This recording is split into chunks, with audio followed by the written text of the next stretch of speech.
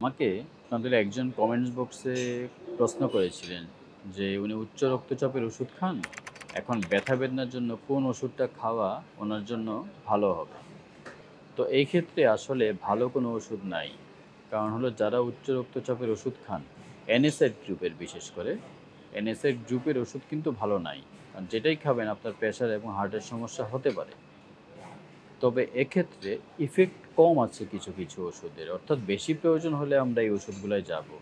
Normally আমি যেটা prefer করি যে আপনার যদি ব্যথা বেদনা হয় NSAID গ্রুপে আপনি যাবেনই না। ১ম এ আপনি প্যারাসিটামল জাতীয় ওষুধ আগে নিবেন। প্যারাসিটামল যাবতীয় ওষুধে যদি আপনার কন্ট্রোল থাকে, তাহলে আপনার NSAID গ্রুপে যাওয়ার কোনোই প্রয়োজন নাই। প্যারাসিটামল আপনি খেলেন, রিকমেন্ডেড ডোজে ঠিকমতো খেলেন, তারপর আপনার কমছে না। দেন আমি যেটা করি ট্রেমাডলে যাই। ট্রেমাডলটাও যেমন সেন্ট্রালি অ্যাক্টিং ড্রাগ, এদের রেনাল ইফেক্টটা কম থাকে। অর্থাৎ কিডনিতে সমস্যা করার সম্ভাবনা খুব কম থাকে। এটাতেও আপনার কন্ট্রোল হচ্ছে না। দেন আপনাকে কোনো একটা NSAID গ্রুপের ওষুধে যাইতে হবে। সেক্ষেত্রে যাদের উচ্চ রক্তচাপ আছে, প্রেফার করা হয় যে বলা হয় যে নেপ্রোক্সেন দেওয়া যেতে পারে। নেপ্রোক্সেনও কিন্তু সল্ট রিটেনশন করে, আপনার প্রেশার কিন্তু কিছুটা বাড়বে। কাজেই আপনি চিকিৎসকের পরামর্শ ছাড়া নিবেন না। কারণ আপনার হয়তো প্রেশারের ওষুধটা উনি কোনোভাবে মডিফাই করে দিবেন। মডিফাই করে সাথে আপনাকে নেপ্রোক্সেন দিবেন।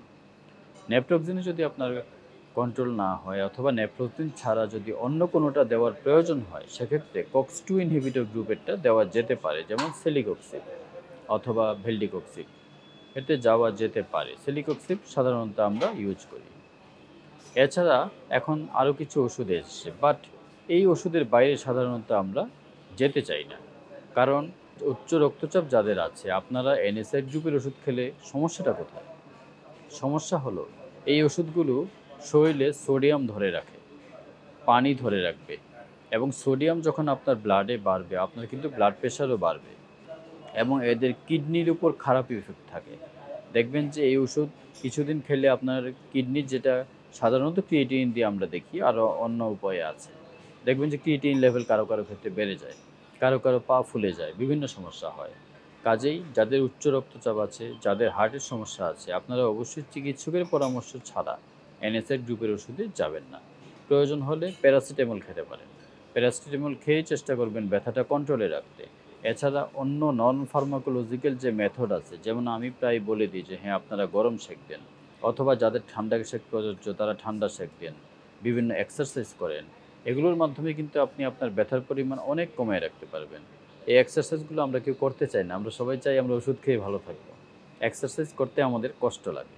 এক্সারসাইজ কিন্তু ভালো, এবং চেষ্টা করবেন এই এক্সারসাইজটা মেইনটেইন করতে। আল্লাহ হাফেজ।